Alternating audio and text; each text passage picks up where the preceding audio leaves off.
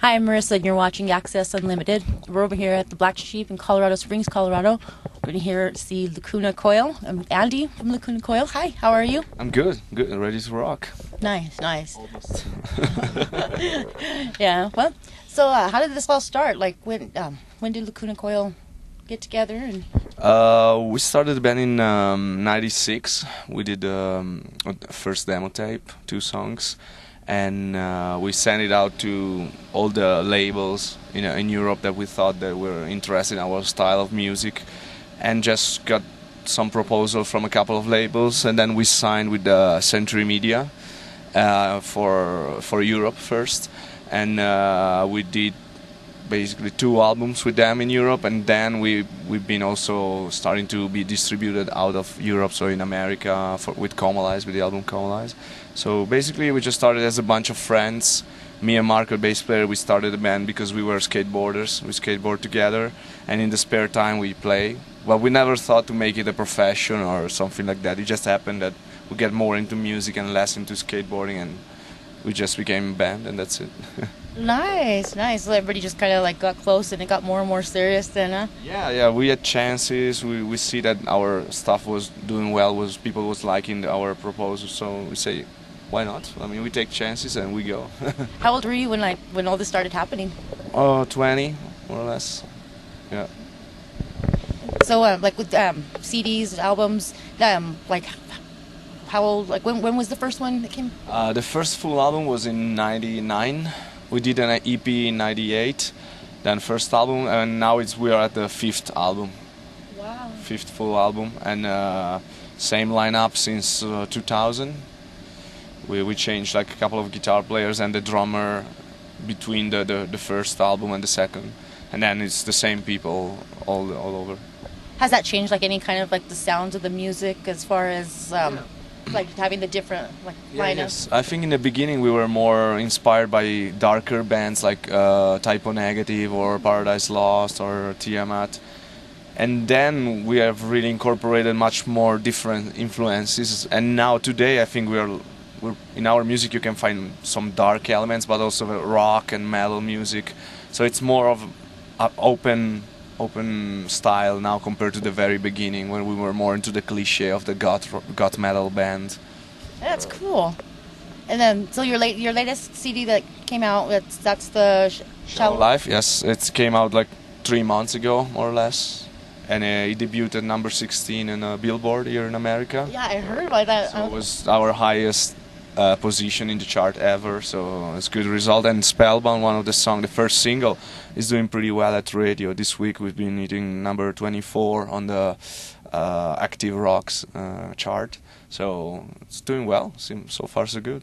Nice, nice. And like, so is there any particular song on that album that you feel like a bond is like the more bond with? I have to say that this time I like a lot of the songs because we have quite different styles of songs in the album. So, for example, I like I Won't Tell You as a speedy, danceable songs. I like Survive as a more powerful metal song. But I like also The Pain, which is a very slow, more cinematic kind of song with a lot of dark atmospheres and electronic loops. So I like a lot of the songs. Nice. Not just one. Kind of like changes like different moods. Yeah, that's why I like the album, because it has a variety. You got the more metal song, the more rock song, and the more ballads or atmospherical songs. Nice, nice. And so how far into the tour are you right now? We're done with the tour. We have today and tomorrow. Tomorrow Salt Lake City is the last show.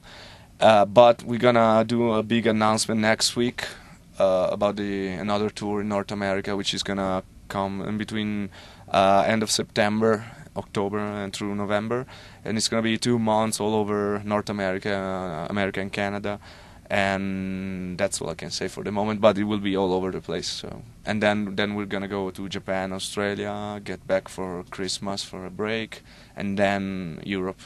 Nice. So you're looking forward to a break? Oh yeah, we're gonna have a break in 2 days, so we're gonna have a month off holiday, stay home. It's almost there. It's almost there. Yes, 2 more to go. What kind of things help keep your optimism up, like during like any stressful times or anything like on tour, like? We try to keep ourselves busy. We do a lot of promotion, acoustic sets in radios, or like this morning we've done one here, and interviews, and we have stuff to do. But of course, after a month or two, you get bored of being in the same mind frame all the time, and sometimes you don't feel like playing maybe that night, but you have to because it's the show must go on. But I think it's all over. You have to like this job, otherwise it's not worth it to take all this time away from home, all this time away from your family. You really need to like what you do. I mean, to love music and to love to do this job. Yeah, I mean, like, that's probably like hard for the family and stuff too. I know. Yeah, I mean that's the part you sacrifice the most compared to other jobs where you may be always home and you get bored because you're always home and you're always in the office. But at least you get to see your friends and your family every time you want. You can do stuff, you can plan stuff, while we can't. So we have other plus, of course, but the only negative thing is the fact that you're always away. Yeah, but I bet the success has to be like just awesome. Yeah, it's great to live and be able to live and with your passion, basically. That's the most satisfying things. Even if after 10, 20 years you do this, maybe you can, okay, now I can try something else, you know. That would be cool. So, like, as far as like touring and stuff, how different is it from here, like, than it is over there? Here in America, in North America, it's more comfortable to tour because you got bigger tour buses, a lot of 24-hour places for shower, for food. So that there are more comfortable situation compared to Europe, for example, because in Europe everything, all the streets are more narrow, more small, and the tour buses are small, and all the venues are in the center of the city, so you can't really stay with the generator for the power on, so you need to go in the dressing room and stay all day in the dressing room, while here we got satellite TV, internet on the bus, so here is more comfortable. But in terms of the fans, it's the same. It really depends from show to show, and people is great also in Europe or in Japan or in Australia. Just here in North America is the place where we tour the most because it's the biggest market for us, and it's the place more comfortable to tour in. Dang. Any like what's your like most memorable times like touring like here in the States? Is there anything that stands out, like something just like feel like down the road will be like, remember that time? Anything like that? Oh, we have a lot, but we have both from places we've been visiting or people who've been good to our shows. Like we play in LA on this tour at the House of Blues. We did a sold out show at the House of Blues, and there was a lot of people like Kat Von D, the tattoo artist, or Uba Stank, the band, and a lot of friends, a lot of other musicians from bands. So it's cool to meet all the people every now and then when you pass through LA and you got friends coming out to see you. So there are many situations, or either when we stop at the Niagara Falls, or someplace like on the Mississippi River, or when you know when you can see something. It's just not only a parking lot and a venue. You know, it's cool when you can visit some cities. That's awesome. Was like and are you guys working on anything for the next album? No, not yet, because it's still fresh, and we like to sit down and gather all the idea we have been collecting during the touring cycle, and then write new music with the fresh inspiration. So I don't think we're gonna write anything at the moment. We're gonna take at least 1 year to just tour, and then the second part of the touring cycle we maybe start thinking about something. Sounds like fun though. You know, that's. It's a sounds lot of work, it sounds busy, it's but fun, but it's also a lot of work. So it's both. That's cool.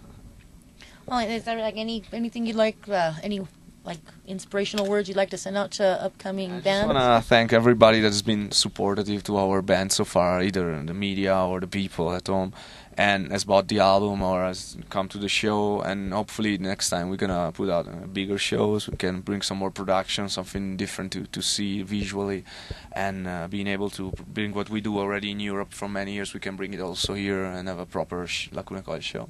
So come and check us out live. And that we will do. Thank you. Well, thank you very much. Yes, thank you, Andrew, Lacuna Coil. Awesome. We're going to watch him tear it up tonight. So I'm Marisa, and you're watching Access Unlimited.